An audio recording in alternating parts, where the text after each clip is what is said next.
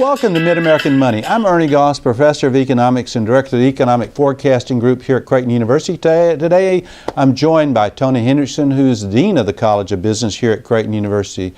And what we're going to talk about today, folks, is the Federal Reserve. What the heck are they doing or not doing? Okay, Tony, today the Fed sort of, I think, kicked the can down the road. Sorry for that bad analogy, overworked analogy, but they sort of said, well, things are not as bad as we thought, but we're not going to do much, but we're prepared to do whatever's necessary. Now, what the heck does that mean? It's almost like political speech. Right. It is political speech. Okay. The idea that they're independent is gone out the window a long time ago.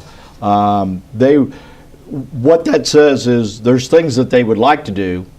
The data does not line up for them to do those things, so we're going to hedge our bets and not do anything. Not do anything. Of course, now they're going to meet December the 13th. I'm thinking maybe QE3, quantitative easing 3, whereby they pump more dollars into the economy. You know, they expand their balance sheet. You know, Operation Twist is twisted right out to be nothing. They could likely do that. I think it will depend upon the initial holiday buying season and the report. If consumers are spending money this Christmas, then they won't do that. But if it looks like it's incredibly slow, the point that will be a very big concern will be what happens after the holidays. Okay, yeah, I mean, typically that's kind of a depressing time. Anyway, you're after the holidays. If people have not spent, the economy, people are usually going, oh my gosh, how much did I spend on Christmas? And if they didn't spend and you hit that, I think that you're in real trouble. Yeah, and what's one of the scary thoughts, and not thoughts, this is a reality in the data. China's got excessive inflation. Other economies have excessive inflation. That's going to be exported to the U.S., imported from them.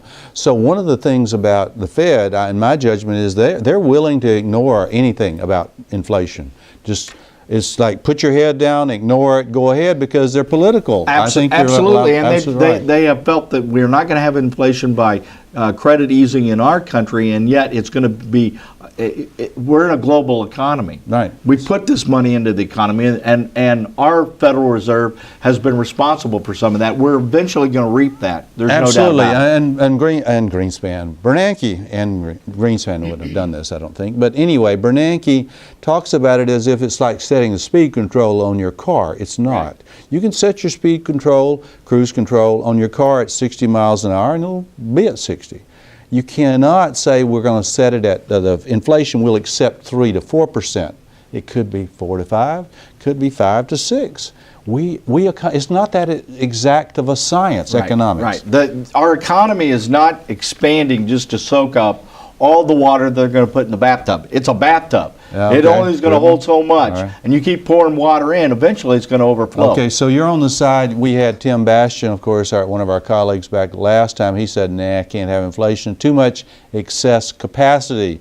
Of course, that ignores this what's going on in the outside, the global economy. Right. The idea that somehow we can rope in no inflation, I think, is not correct. In order to avoid that global inflation, we would have to have incredible excess capacity and an incredible ability to grow our productivity to soak up that extra capital. And we know we don't have that. And the problem is we have so much of regulatory issues that tends to contribute by keeping productivity down. And I'm concerned about some of the regulatory environment that we're entering is reducing productivity, which also adds to inflationary pressure. And that's a fear. And of course, I don't think that's being addressed. And we'll know again, December the 13th, the Fed meets again, the Open Market Committee, the so-called Open Market. And let's don't lose sight of the fact that as the world's biggest debtor,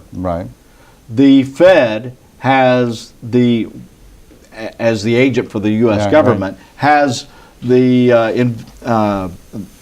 impetus for them to want to pay back dollars with cheaper dollars. Cheaper dollars, of course. Back to the politicization of the Federal Reserve. Well, Tony, we'll wait and see. We'll see what the Fed does. Now, as we see, we'll wait to see what comes after Christmas, after the buying season, but we'll have another Mid-American Money before then. But with that said, thank you for joining us for this segment of Mid-American Money. And between now and the next video that we record, may your economic cup runneth over.